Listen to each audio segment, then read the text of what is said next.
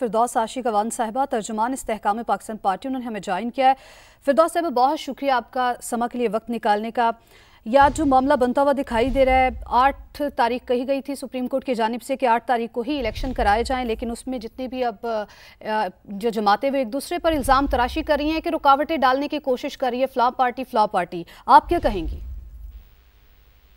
देखिए, हम इल्ज़ाम तराशी नहीं करना चाहते। हम ये जो हकायक हैं उस पर बात करेंगे। और हकायक ये हैं कि जो डिस्ट्रिक्ट रिटर्निंग ऑफिसर्स और जो आपके रिटर्निंग ऑफिसर की ट्रेनिंग का अमल इलेक्शन कमीशन ने 8 फरवरी के साथ जुड़ा जो इलेक्शन का इनेकाद का प्रोग्राम था उसके हवाले से शुरू किया, तो कौन सी जमात जो है वो वहां जाके इलेक्शन कमीशन के उस एक्शन को उन्होंने मुअत्तल कराया और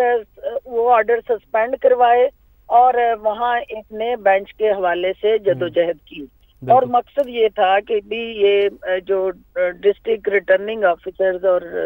आरओज हैं ये ब्यूरोक्रेसी से ना हों और अदलिया से हों, जबकि अदलिया इस हवाले से पहले ही अपने तहफ़्फ़ुज़ात का इजहार कर चुकी है और वो रिफ्यूजल दे चुकी है। अब देखना ये है कि ये जो भी सियासत का खिलाड़ी है उसको पता है इस किस्म के जो हरबे होते हैं वो टाइम बाइंग टैक्टिक्स होती हैं और ये सिर्फ और सिर्फ पीटीआई जो इस वक्त जो है वो बैठी हुई है ग्राउंड से बाहर और वो सियासी टूर्नामेंट जो है उससे बाहर है और वो ऐसी छेड़खानी करके वो कोशिश कर रही है कि ना खेडांगे ना खेडन देंगे और टूर्नामेंट से बाहर बैठ के वो उसी टूर्नामेंट को खराब करना चाह रही है। और जो इस्तेकाम पाकिस्तान पार्टी है वो ये चाहती है कि हम कानूनी जंग लड़े और कानूनी तरीके से कानून के मैदान में हम अवाम के हकूक के कस्टोडियन बन के अवाम के वोट के हक पे डाका डालने वालों के हाथों को रोके।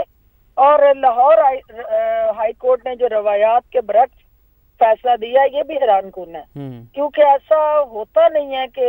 एक जमात जो है वो पूरे कौमी मफाद पे हावी हो जाए। लेकिन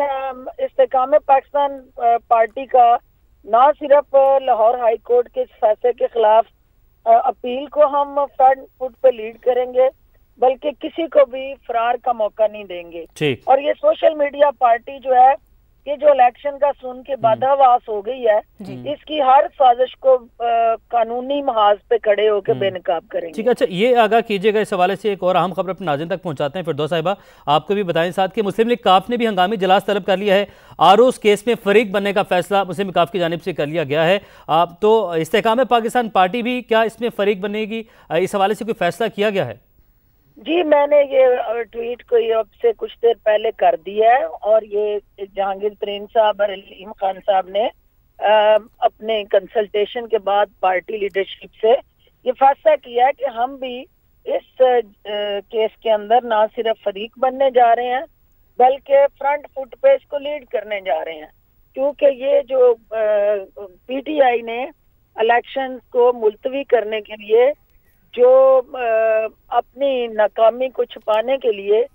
जो हरबा इस्तेमाल किया है उसको हम आईनी ताकत के साथ, आईनी कुव्वत के साथ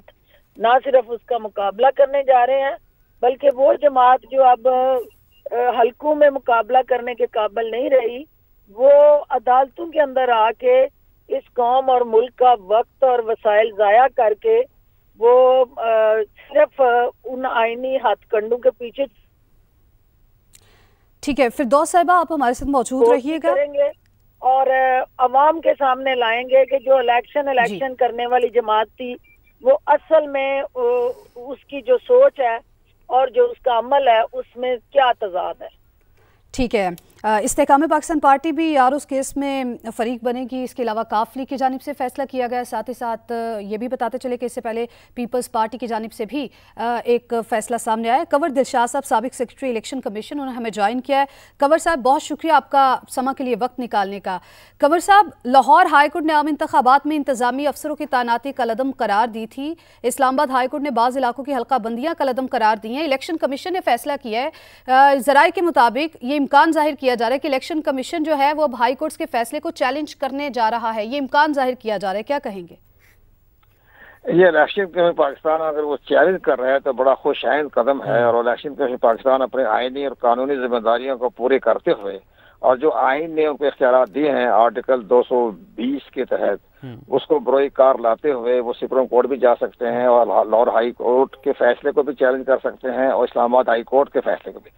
سب سے بڑی اہم بات یہ ہے کہ ہماری دوست فردوس کی باتیں میں سنی، بڑی ضرورت مندانہ بات کر رہی تھی وہ، تو اس میں سب سے بڑی بات یہ نظر آ رہی ہے کہ ہماری ہائی کورٹ کے جج اخبار نہیں پڑھتے۔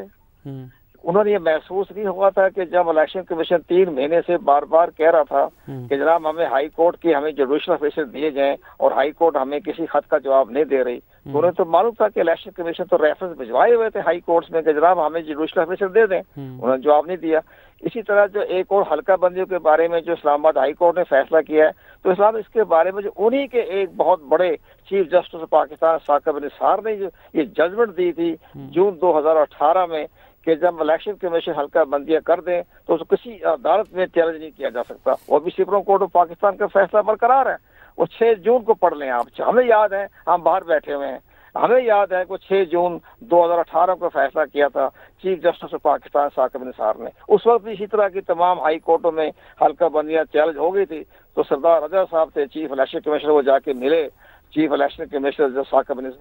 چیف جسٹس پاکستان ثاقب نثار صاحب سے، انہوں نے ججمنٹ دے دی، ان کا بھی کسی عدالت میں جو چیلنج نہیں کیا جا سکتا۔ تو یہ معاملے تو ہمارے سامنے بھی آ رہے ہیں، عدالتوں کے سامنے ہی معلوم ہونا چاہیے۔ اب اگر یہ سپریم کورٹ میں جاتے ہیں فیصلہ کالعدم قرار دے دیتے ہیں وہ بھی درست ہے، اور سنگل بینچ کا فیصلہ اگر کالعدم قرار دے دیا جاتا ہے تو پھر آپ کا 16 دسمبر کو شیڈول جاری ہو جائے گا اور 8 فروری کو انتخابات ہو جائیں گے، بشرطے کہ آج یا کل سپریم کورٹ آف پاکستان اپنے کسی 3 رکنی بینچ کے ذریعے لاہور ہائی کورٹ کے فیصلے کو کالعدم قرار دیں۔